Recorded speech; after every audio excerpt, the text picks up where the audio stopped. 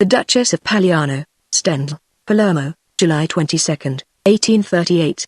I am nothing of a naturalist. I have only a very moderate acquaintance with the Greek language. My chief object in coming to visit Sicily has not been to observe the phenomena of Etna, nor to throw light, for my own or for other people's benefit, on all that the old Greek writers have said about Sicily.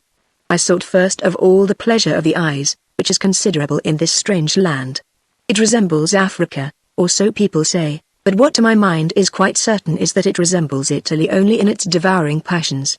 The Sicilians are a race of whom one might well say that the word impossible does not exist for them once they are inflamed by love or by hatred, and hatred, in this fair land, never arises from any pecuniary interest. I observe that in England, and above all in France, one often hears people speak of Italian passion, of the frenzied passion which was to be found in Italy in the 16th and 17th centuries. In our time, noble passion is dead, quite dead, among the classes that have become infected with a desire to imitate French ways, and the modes of behavior in fashion in Paris or in London. I am well aware that I may be reminded that, from the time of Charles V, 1530, Naples, Florence and Rome even were inclined to imitate Spanish ways. But were not these noble social customs based upon the boundless respect which every man worthy of the name ought to have for the motions of his own heart?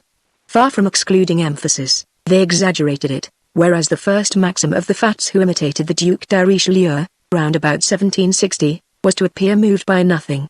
The maxim of the English dandies, whom they now copy at Naples in preference to the French Fats, is it not to appear bored by everything, superior to everything? Thus Italian passion has ceased to exist, for a century past, among the good society of that country.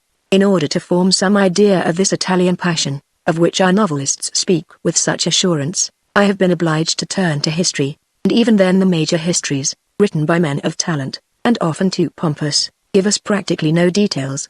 They do not condescend to take note of the foolish actions except when these are committed by kings or princes.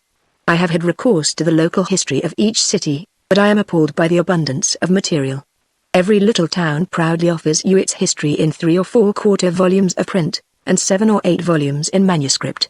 The latter almost undecipherable, teeming with abbreviations, giving unusual shapes to the letters, and, at the most interesting moments, crammed with forms of speech in use in the district but unintelligible 20 leagues away.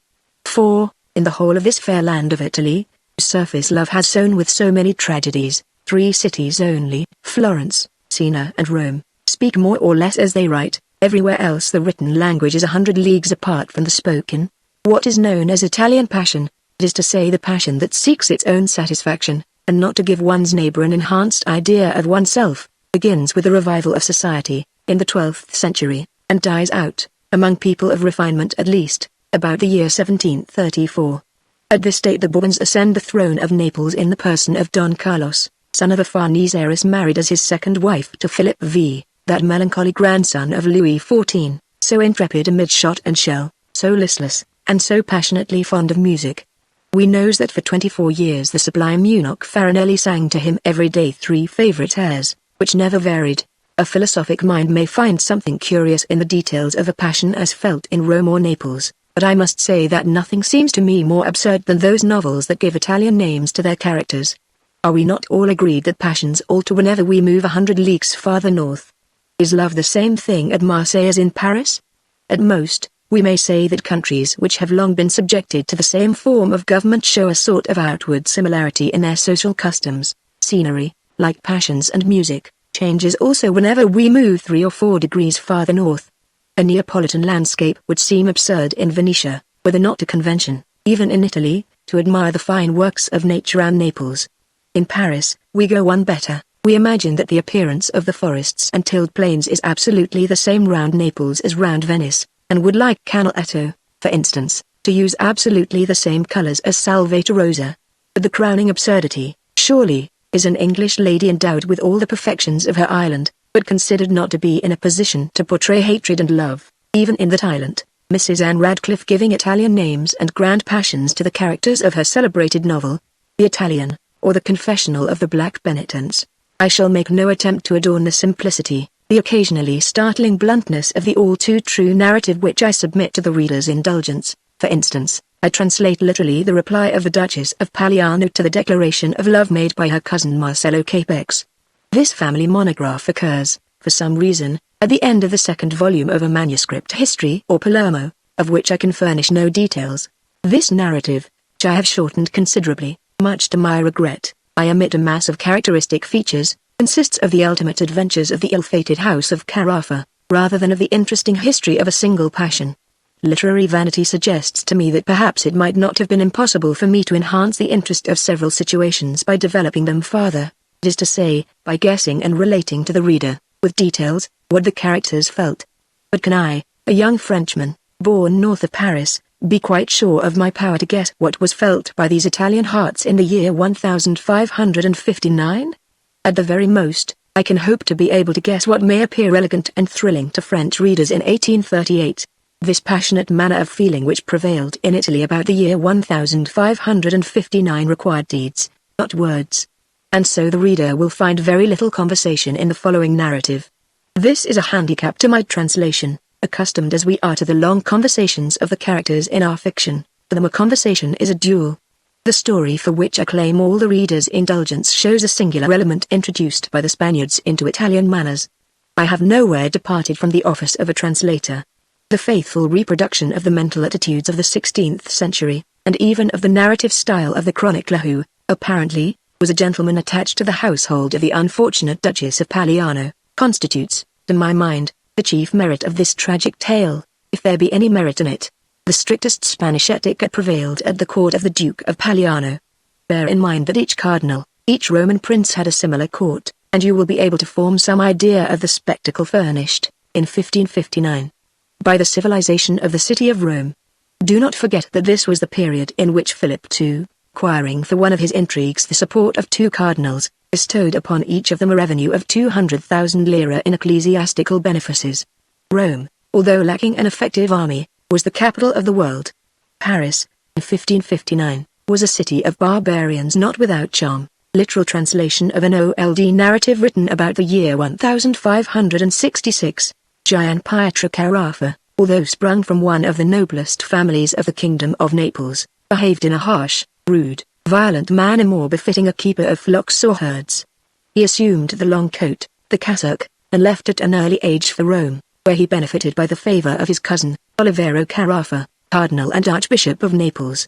Alexander VI, that mighty man, who knew everything and could do anything, made him his cameriere, roughly what we should call nowadays groom of the chambers. Julius II nominated him Archbishop of Chieti, Pope Paul created him Cardinal, and finally, after endless intriguing and disputes among the cardinals enclosed in conclave, he was elected Pope, taking the name of Paul IV. He was then 78 years old. The very cardinals who had just called him to the throne of St. Peter soon shuddered when they thought of the firmness and fierce, inexorable piety of the master whom they had set over themselves. The news of this unexpected election caused a revolution at Naples and Palermo. Before many days had passed, Rome saw arrive within her gates innumerable members of the illustrious house of Carafa. All of them found places, but, as was only natural, the Pope showed particular favor to his 3 nephews, sons of the Conte di Montorio, his brother, Don Giovanni. The eldest, who was already married, was made Duke of Palliano. This duchy, taken from Marcantonio Colonna, to whom it belonged, included a large number of villages and small towns. Don Carlo, the second of His Holiness's nephews, was a knight of Malta and had seen active service. He was created cardinal, legate of Bologna and first minister. He was a man of great determination, loyal to the traditions of his family. He made bold to hate the most powerful monarch in the world, Philip II, King of Spain and of the Indies, and furnished him with proofs of his hatred. As for the new pope's 3rd nephew, Don Antonio Carafa, since he was married, the pope made him Marchese di Montebello. Finally he proposed to give in marriage to Francis, Dauphin of France and son of King Henry II, a daughter whom his brother had got by a second marriage. Paul IV was to settle upon her as her dowry the Kingdom of Naples, which would first be taken from Philip II, King of Spain. The Carafa family hated this mighty king, who, with the help of the said family's own weaknesses, succeeded in wiping it out, as you shall see, after he had ascended the throne of St. Peter, the mightiest in the world, and one which, at that time, eclipsed even that of the illustrious Spanish monarch. Paul IV, as we have seen occur with most of his successors, set an example of all the virtues. He was a great pope and a great saint. He set to work to reform abuses within the church, and by so doing to avoid the general council for which all parties at the Roman court were clamoring, but which a wise policy refused to grant. In accordance with the custom of that age, which our age has let fall into oblivion, the custom which forbade a sovereign to repose his confidence in men who might have interests other than his own, the states of His Holiness were governed despotically by his three nephews. The cardinal was first minister and carried out his uncle's wishes. The Duke of Palliano had been created general of the forces of Holy Church, and the Marchese di Montebello, captain of the palace guard, allowed only such persons as it suited him to admit to cross its threshold. Soon these young men were committing the wildest excesses. They began by appropriating for their own use the possessions of the families opposed to their rule. The people did not know where to turn to obtain justice. Not only had they cause to be afraid for their possessions, but, horrible to relate, in the land of the chaste Lucrece, the honor of their wives and daughters was not safe. The Duke of Palliano and his brothers carried off the most beautiful women. It was enough to have been so unfortunate as to take their fancy. People were amazed to see them show no respect for exalted birth. Worse still, they were in no way restrained by the sanctity of the cloister. The people, in despair, knew of no one to whom they might complain, so great was the terror which the three brothers had inspired in everyone who approached the Pope's presence. They were insolent to the ambassadors even. The Duke had married, before his uncle's rise to greatness, Violante di Cardone, of a family of Spanish origin which, at Naples, belonged to the highest aristocracy. It was numbered in the Seggio di Nido. Violante, famed for her rare beauty and for the charm which she knew how to assume when she sought to attract, was famed even more for her overweening pride. But, to do her justice, it would have been difficult to have a more exalted mind, as she showed to all the world by admitting nothing, in the hour of her death, to the Capuchin friar who came to shrive her. She knew by heart and used to repeat with infinite charm the admirable Orlando of Messer Ariosto, most of the sonnets of the divine Petrarch, the tales of Picarone, etc. But she was even more entrancing when she deigned to entertain her company with the odd ideas that suggested themselves to her mind. She had a son who was styled Duca di Cavi. Her brother, Don Ferrante, Conte d'Alif, came to Rome, attracted by the prosperous state of his brothers-in-law. The Duke of Palliano maintained a splendid court. The scions of the first families of Naples fought for the honor of belonging to it. Among those whom he most cherished, Rome marked out, by its admiration, Marcello Capex, of the Seggio di Nido, a young gentleman celebrated at Naples for his intelligence, no less than for the godlike beauty which heaven had bestowed upon him. The Duchess had as favorite Diana Brancaccio, then 30 years of age, closely related to the Marchesa di Montebello, her sister-in-law. It was rumored in Rome that, with this favorite, she threw off her pride, that she confided to her all her secrets. But these secrets related only to politics. The Duchess aroused passions in others, but reciprocated none. On the advice of Cardinal Carafa, the Pope declared war against the King of Spain, and the King of France sent to the Pope's assistance an army commanded by the Duc de Guise. But we must confine ourselves to events at home. Inside the court of the Duke of Palliano, Capes had long appeared more or less mad. He was seen to perform the strangest actions. The fact was that the poor young man had fallen passionately in love with the Duchess, his mistress, but dared not reveal his condition to her. At the same time, he did not absolutely despair of attaining his end, for he saw the Duchess intensely annoyed by a husband who neglected her. The Duke of Palliano was all-powerful in Rome, and the Duchess knew, without any shadow of doubt, that almost every day the most famous beauties among the ladies of Rome came to visit her husband in her own palazzo, and this was an insult to which she could not grow reconciled.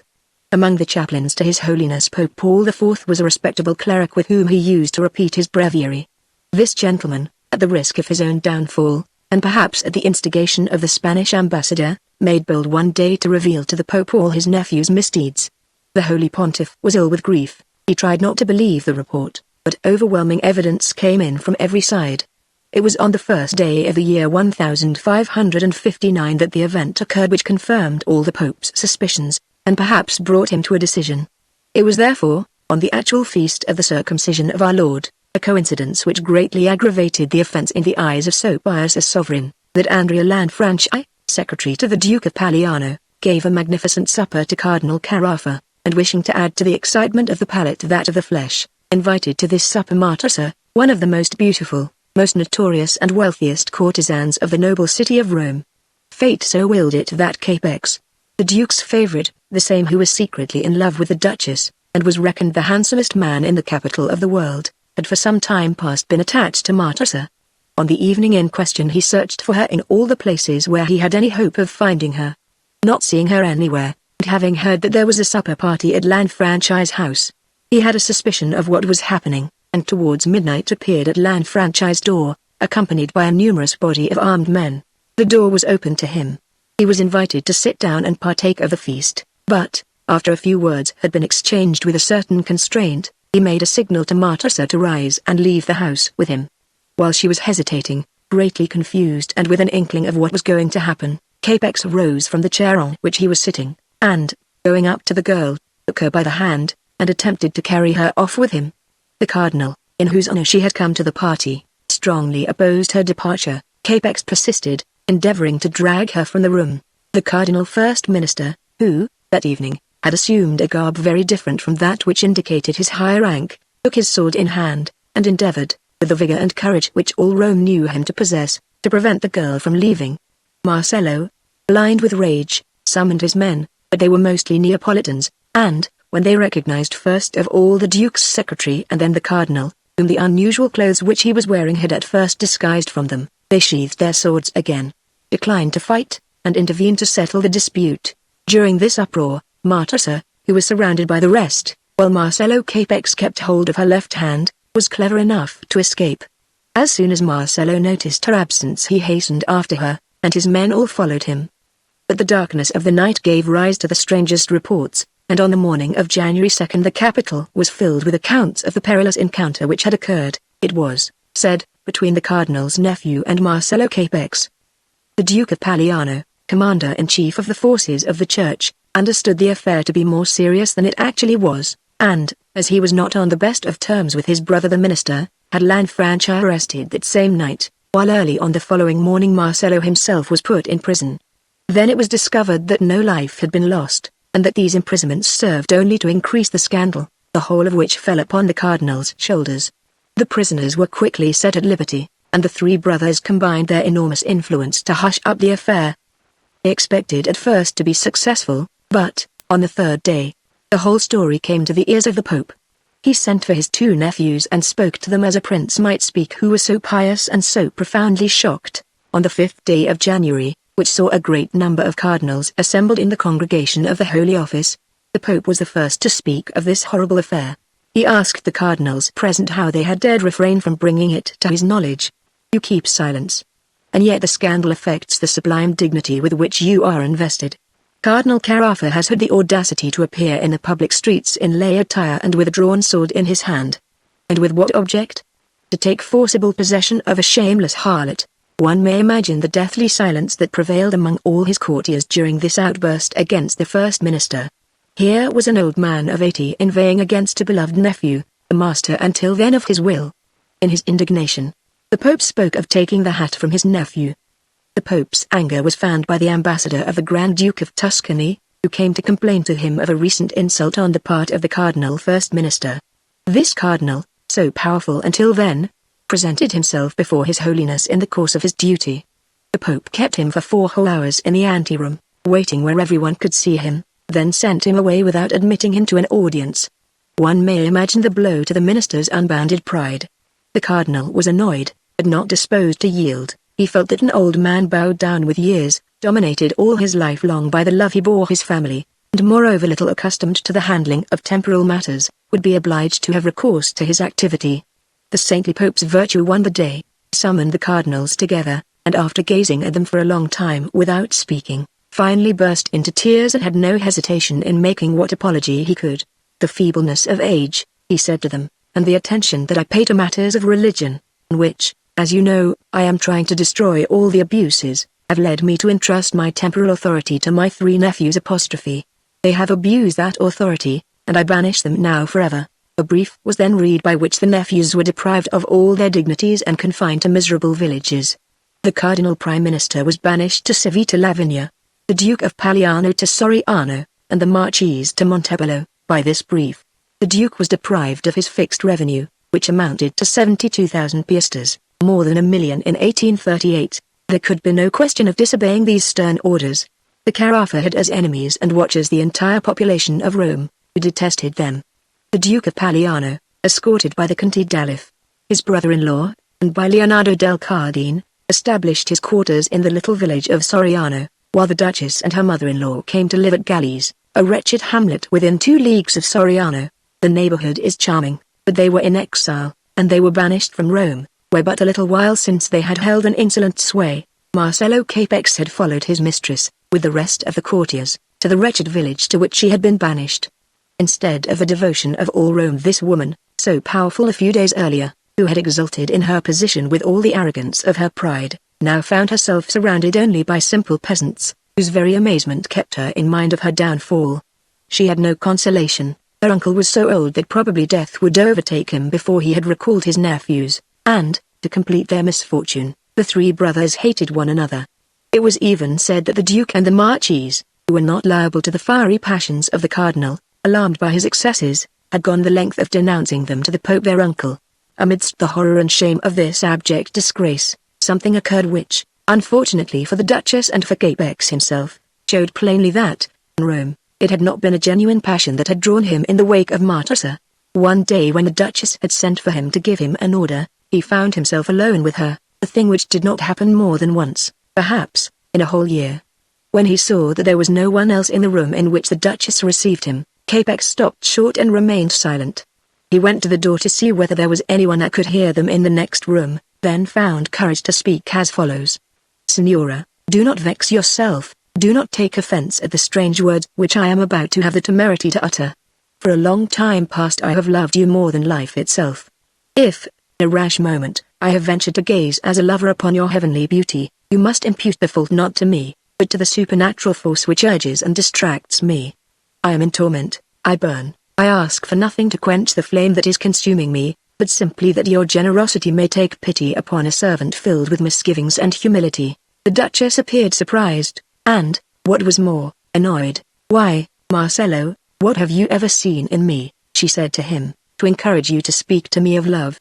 Does my life, does my conversation so far depart from the rules of decent behavior as to afford you any justification for such insolence? How could you have the audacity to suppose that I could give myself to you or to any other man, except my lord and master? I forgive you for what you have said to me, because I consider that you are in a frenzied state, but take care not to make the same mistake again, or I swear I will have you punished for both pieces of impertinence at once. The Duchess left him in a towering passion, and indeed Capex had failed to observe the laws of prudence. He should have let his love be guessed and not have spoken.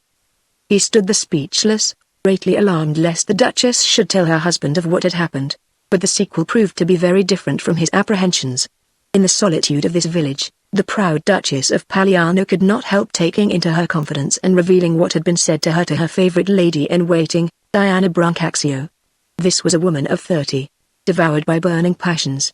She had red hair. The chronicler harps again and again upon this peculiarity, which to him seems to account for all Diana Brancaccio's mad actions. She was hotly in love with Domiziano Fornari, a gentleman attached to the household of the Marchese Montebello. She wished to take him as her husband. But would the Marchese and his wife, with whom she had the honor to be connected by ties of blood, ever consent to her marriage to a man actually in their service? This obstacle was insurmountable, or seemed so at least. There was but one chance of success. She would have to obtain some practical support from the Duke of Palliano, the Marchese's elder brother, and Diana was not without some hope in this direction. The Duke treated her as one of his family rather than as a servant. He was a man with an element of simplicity and goodness in his nature, and attached infinitely less importance than his brothers to questions of pure etiquette. Although, as a young man would, the Duke made full use of all the advantages of his exalted position, and was anything but faithful to his wife. He loved her dearly, and, so far as one might judge, could not refuse her any favor were she to ask it with a certain amount of persistence. The confession which Capex had ventured to make to the Duchess seemed to the dark mind of Diana an unlooked-for piece of good fortune. Her mistress had been until then maddeningly prudent. Should she prove capable of feeling passion, were she to commit a sin, at every moment she would need Diana, who in turn might look for anything in the world from a woman whose secrets she would know. So far from giving any hint to the Duchess first of all of what she owed to herself, and then of the terrible danger to which she would be exposing herself amid so sharp-sighted a court, Diana, carried away by the heat of her passion, spoke of Marcello Capex to her mistress as she was in the habit of speaking to herself of Domiziano Fornari. In the long conversations with which they beguiled their solitude, He found some pretext daily for recalling to the Duchess's memory the charm and beauty of that poor Marcello who seemed so unhappy. He belonged, like the Duchess, to one of the first families in Naples. His manners were as noble as his blood, and he lacked only those worldly possessions which a caprice of fortune might at any time bestow upon him. In order to become in every respect the equal of the woman whom he ventured to love, Diana was delighted to observe that the first effect of these speeches was to increase the confidence which the Duchess placed in her. She did not forget to give a report of what was happening to Marcello Capex. During the burning heat of that summer the Duchess often strolled in the woods which surround Gallies. At the close of day she would await the turn of the sea breeze on the charming hills which rise in the midst of those woods, hills from the summit of which the sea is visible at a distance of less than 2 leagues. Without infringing the strict laws of etiquette, Marcello also might stroll in these woods. He would conceal himself there, it was said, and took care only to catch the Duchess's eye when she had been led to think kindly of him by the speeches of Diana Brancaccio.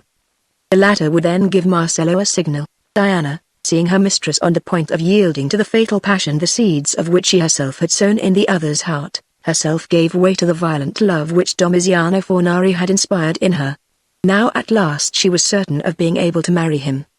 But Domiziano was a sober-minded young man, cold and reserved by nature. The extravagances of his fiery mistress, so far from attaching him to her, soon became distasteful to him.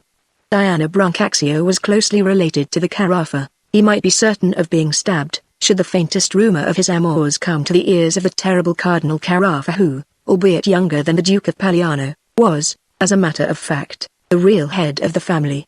The Duchess had yielded, some time since, Capex's passion, when one fine day Domiziano Fornari was not to be found in the village to which the court of the Marchese di Montebello had been banished.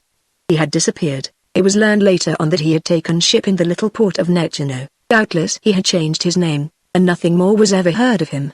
How is one to describe Diana's feelings? After listening good-humoredly for some time to her inveighings against fate, one day the Duchess of Palliano let her see that this topic of conversation seemed to her to be exhausted. Diana saw herself scorned by her lover, her heart was a prey to the most cruel forces. She drew the strangest conclusion from the momentary irritation which the Duchess had felt on hearing a repetition of her complaints. Diana persuaded herself that it was the Duchess who had compelled Domiziano Fornari to leave her forever, and who, moreover, had furnished him with the means of travelling. This fantastic idea had no basis apart from certain remonstrances which the Duchess had once addressed to her. Her suspicion was swiftly followed by revenge. She sought an audience of the Duke and told him all that had occurred between his wife and Marcello.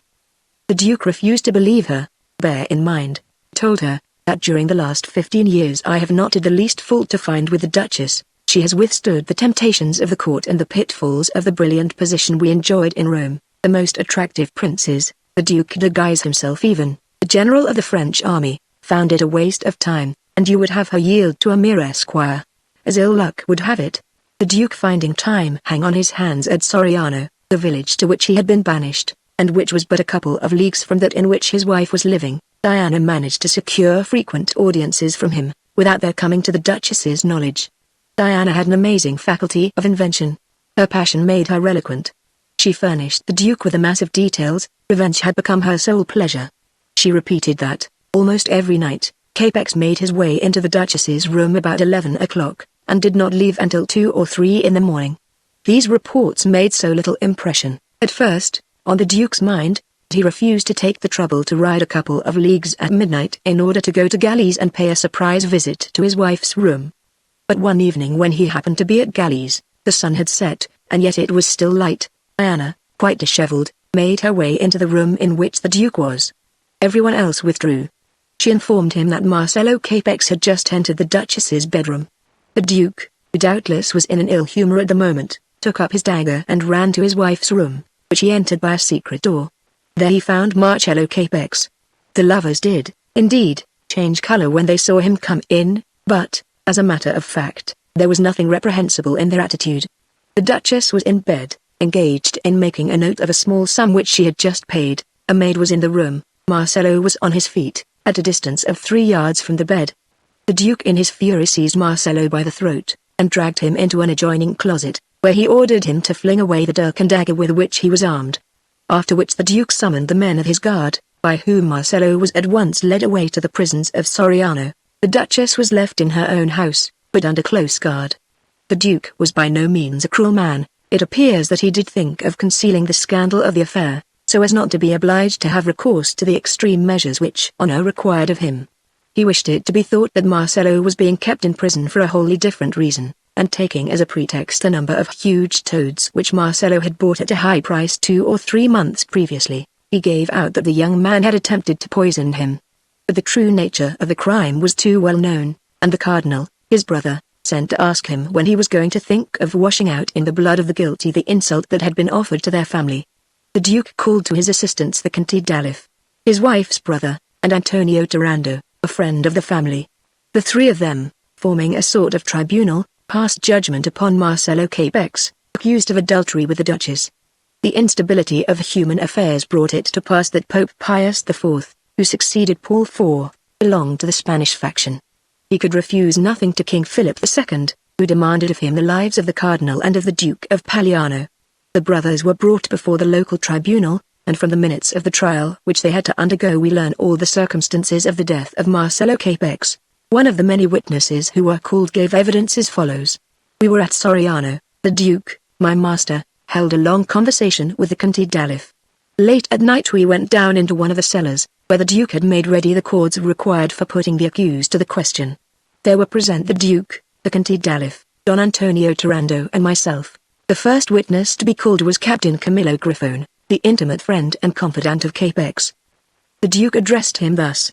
Tell the truth, my friend. What do you know of Marcello's doings in the Duchess's room? I know nothing. For the last 3 weeks and more I have not spoken to Marcello. As he refused obstinately to say anything further, the Lord Duke called in some of his guards from outside. Griffone was tied to the cord by the podesta at Soriano. The guards pulled the cords, and in this way raised the witness 4 fingers' breadth from the ground. After the captain had been suspended thus for fully a quarter of an hour, he said, Let me down and I will tell you all I know.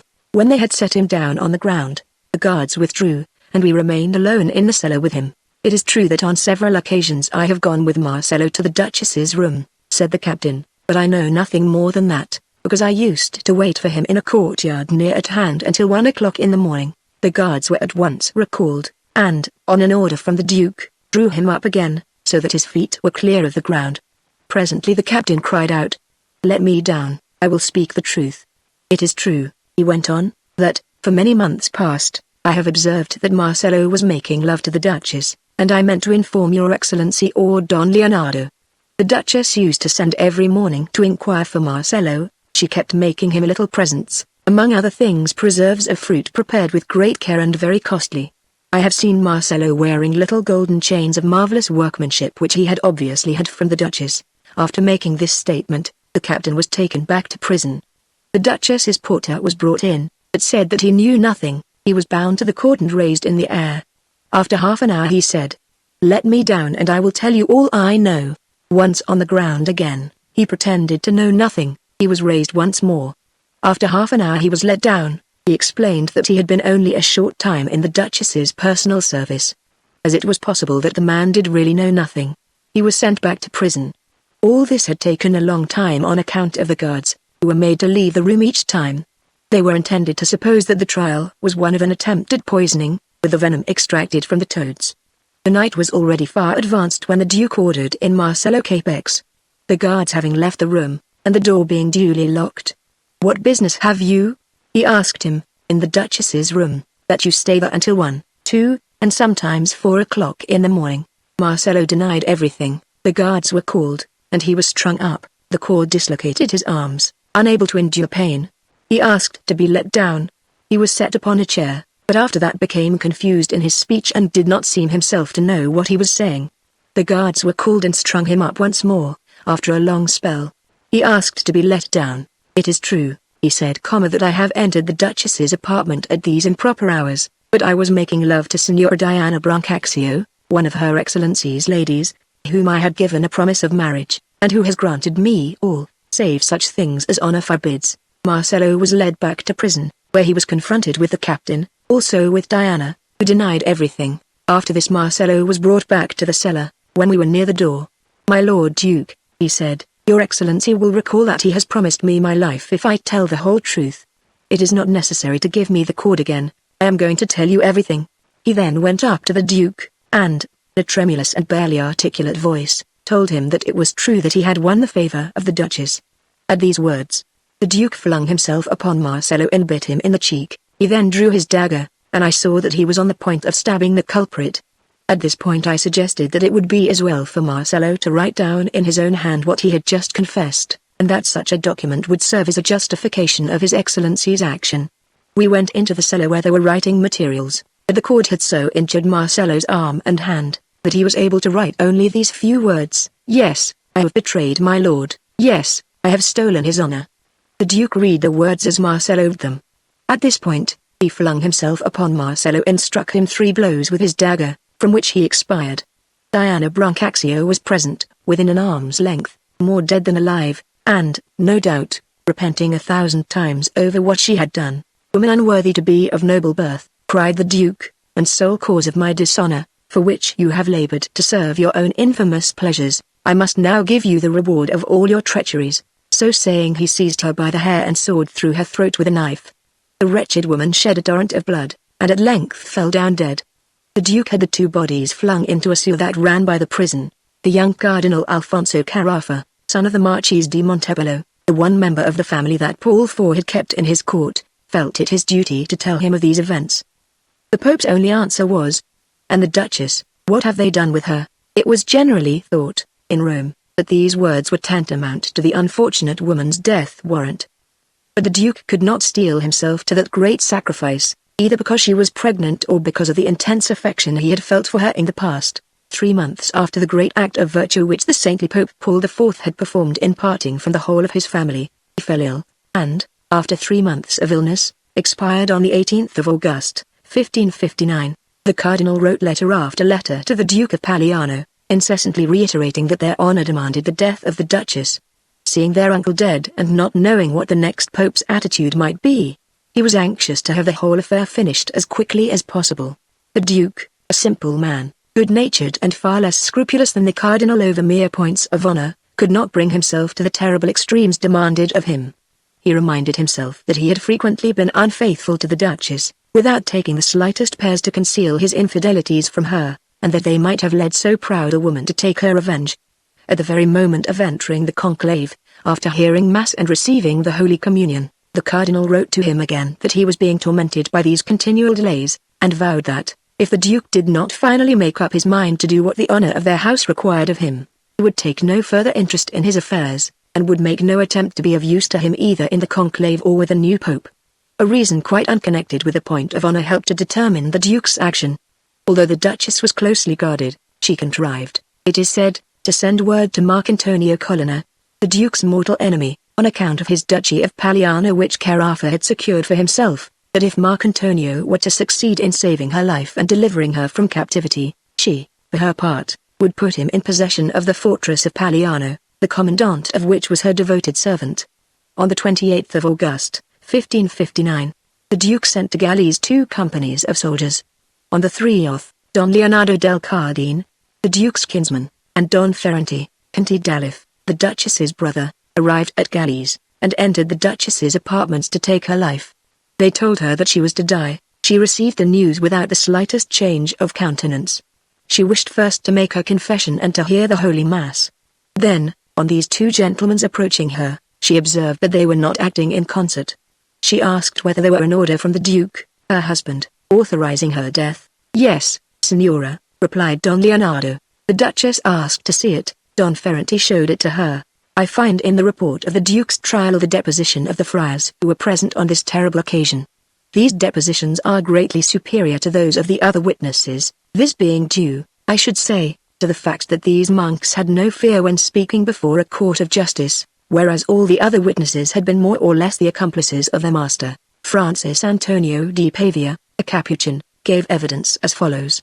After Mass, at which she devoutly received the Holy Communion, and while we were giving her comfort, the Conte d'Alif, brother of the Lady Duchess, entered the room with a cord and a hazel rod of the thickness of my thumb, and about half an ell in length.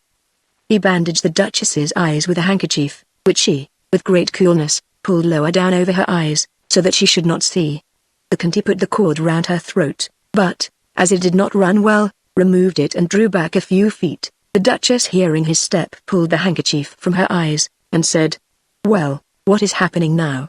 The Conti answered, "The cord was not running well, I am going to fetch another, so that you shall not suffer." So saying, he left the room. Shortly afterwards he returned with another cord, arranged the handkerchief once more over her eyes, placed the cord round her throat, and, passing the rod through the loop, twisted it and so strangled her. The whole affair, on the Duchess's part, was conducted in the tone of an ordinary conversation. Francis Antonio de Salazar, another Capuchin, concludes his evidence with these words: "I wished to retire from the pavilion, from a scruple of conscience, so as not to see her die, but the Duchess said to me, 'Do not go away from here, for the love of God.'" Here the friar relates the incidents of her death, exactly as we have reported them. He adds, "She died like a good Christian, frequently repeating, 'Credo, Credo.'" The two friars, who apparently had obtained the necessary authority from their superiors, repeat in their depositions that the Duchess always insisted upon her complete innocence, in all her conversations with them, in all her confessions, and particularly in that preceding the Mass at which she received the Holy Communion. If she was guilty, by this act of vanity she cast herself into hell. When Francis Antonio di Pavia, the Capuchin, was brought face to face with Don Leonardo del Cardine, the friar said, "My companion said to the Count that it would be as well to wait until the Duchess had been confined she is in the 6th month." He went on, "We must not destroy the soul of the poor little creature she is carrying in her womb. He must have an opportunity of baptism." To which the Conte d'Alef replied, "You know that I have to go to Rome, and I do not wish to appear there with this mask on my face," meaning, with this insult unavenged. Immediately the Duchess was dead. The two Capuchins insisted that her body be opened without delay, so that the rite of baptism might be administered to the child. The Conti and Don Leonardo would not listen to their entreaties. Next day, the Duchess was buried in the local church, with ceremony of a kind. I have read the account of it. This event, the news of which at once spread abroad, made but little impression. It had long been expected. A death had several times already been reported at Galles and in Rome, and in any event an assassination outside the city and during a vacancy of the Holy See was nothing out of the common. The conclave that followed the death of Paul IV was very stormy, and lasted for no less than 4 months.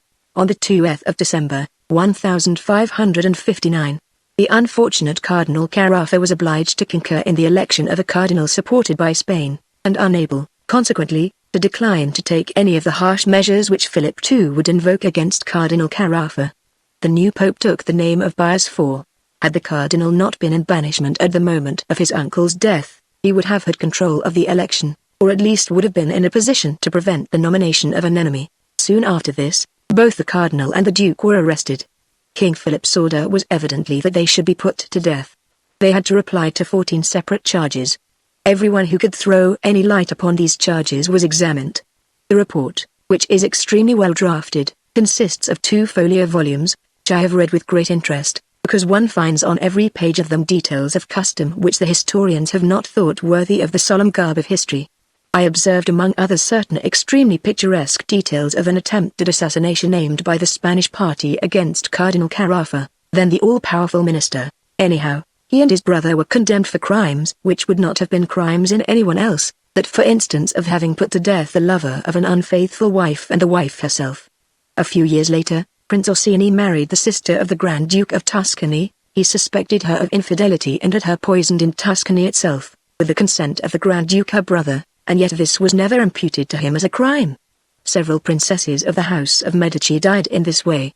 When the trial of the 2 Carafa was ended, a long summary of it was prepared, and this, on several occasions, was examined by congregations of cardinals. It is obvious that once it had been decided to punish with death a murder committed to avenge an act of adultery, a sort of crime to which justice never paid any attention, the cardinal was guilty of having persecuted the duke until the crime was committed, as the duke was guilty of having ordered its execution. On the 3rd of March, 1564, Pope Pius IV held a consistory which lasted for 8 hours, and at the end of which he pronounced sentence on the Carafa in the following words, "Ut in segula."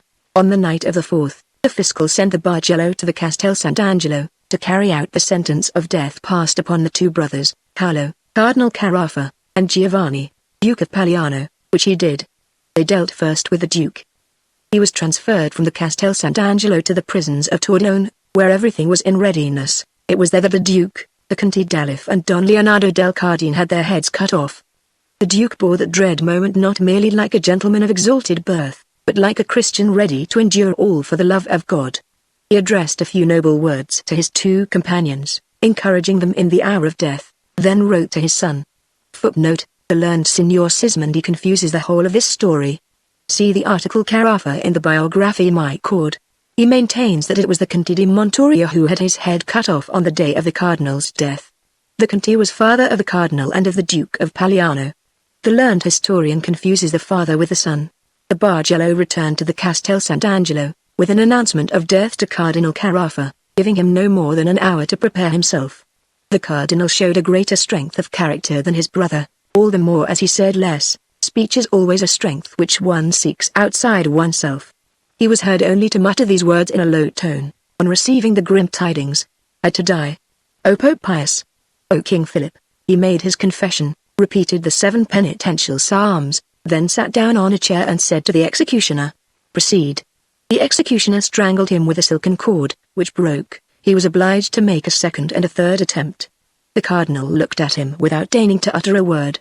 Note added, not many years later, the sainted Pope Pius V ordered a revision of the proceedings, which were annulled. The cardinal and his brother had all their honors restored to them, and the procurator general, who had done most to cause their death, was hanged. Pius V ordered the suppression of the report. All the copies existing in the libraries were burned. People were forbidden to preserve one on pain of excommunication, but the Pope forgot that he had a copy of the report in his own library, and it was from this copy that all those were made which we see today.